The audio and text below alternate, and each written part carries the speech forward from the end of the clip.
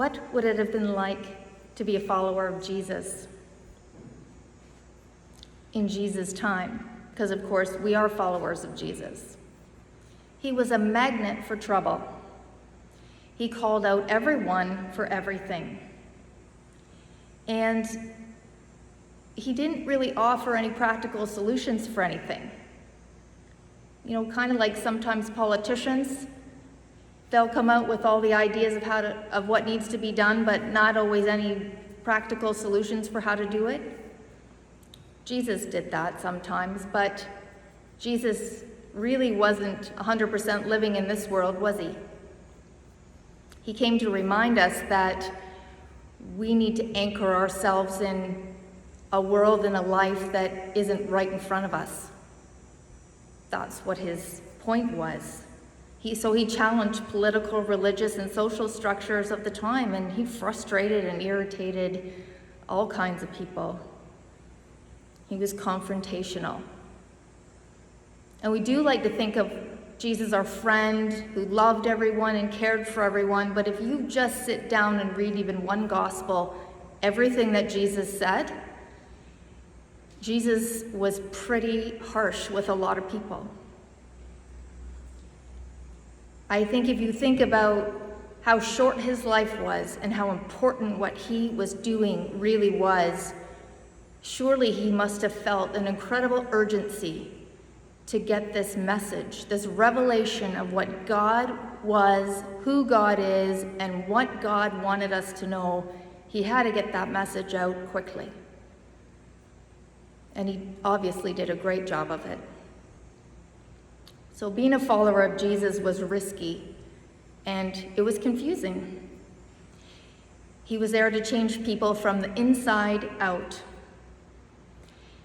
He spoke about being born again, and birth is uncomfortable. It requires passing from one life to another, one kind of life to a new kind of life that you really can't imagine until you get there. And this new life that Jesus invites us all to requires formation.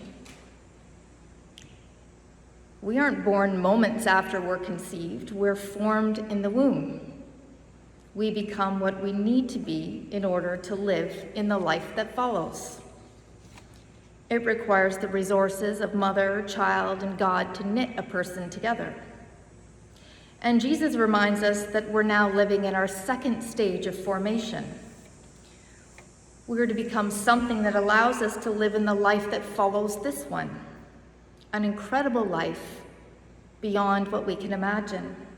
The Song of Songs and the Psalm today, they remind us of God's will for us to experience this incredible joy and love and fulfillment through our recognition of God in one another, in the creation around us, in the promises God's made to us about God's kingdom.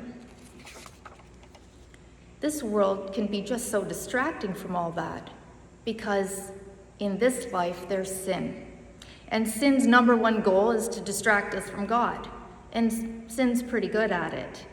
Sin knows the best way to distract us from God is to make us think about ourselves. Even in how we worship God, sin knows that we can be confused into focusing on ourselves.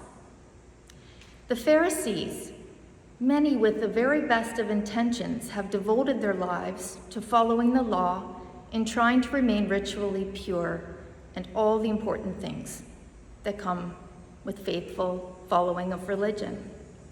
And over time, the traditions become so burdensome and distracting that the spiritual heart of it has gotten lost. I just want to say that we don't ever want to listen to stories about Pharisees and scribes without remembering that for every one of us, we're part Pharisee and scribe, part Jesus. We're not casting blame and pointing fingers. We're trying to see where these things lie in us, or these stories wouldn't be there for us to consider. So the law had become a means to exclude. Poor people could not maintain the requirements of many of the laws, and the law became a means to create hierarchy, not for the purpose of spiritual development, but power over one another. We're all alive and well in this world, And we know that the religious institutions have some of these same problems today. And Jesus just simply cannot see God at work in this. Jesus is so irritated by this human weakness for self-centeredness that every one of us fall into. He's fed up. Listen to me, all of you, and understand. The commandments of God exist within our heart. It's not the rituals, the clothing, the money, the food, the blessings. It's what we're nurturing inside of us. And it is from within that you'd have to know evil intentions also come. So this is a reminder to those who find ourselves leaning heavily into liturgy and practice and habits around faith. Some who believe they're pure and good because of what they've put on, or how they lead a service, or what they think they understand the Bible to say. And I'm referring not to people in this room just, but we all see all the interpretations of faithful following of God. These things do not make us pure, forgiven, or free from sin. Your will to be forgiven and free from sin, loved by God, these are the things that purify you.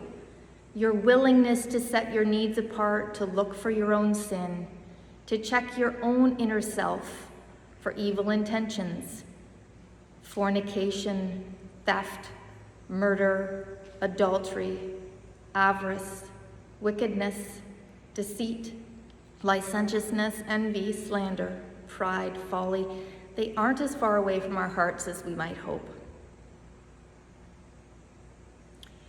Instead, ask God to help you. Call out for the grace to be formed in the image of God and to be relieved of the constraints of human doctrines. We just need to stay in conversation with God and keep our minds and hearts open for that grace. Honor God with our hearts, and we'll know the joy that's God's will for us. Amen.